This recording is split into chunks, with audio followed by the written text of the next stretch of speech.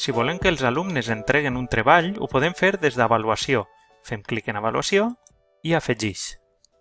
Seleccionem l'assignatura, en aquest cas la primera, i el tipus d'examen, lliurament de pràctica. Donem el nom i ja solament hem de configurar els dies en què estarà disponible el lliurament de la pràctica, del 24 al 30.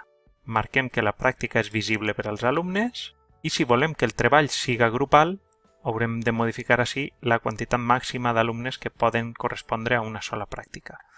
En aquest cas és individual, fem clic en Següent, assignem el grup i així tenim el resum. Creem.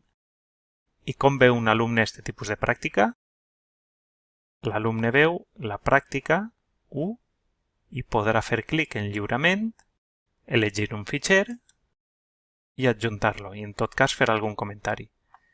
Rebrà en correu electrònic una còpia de la justificació de l'enviament i envia. Ja ha quedat el procés complet.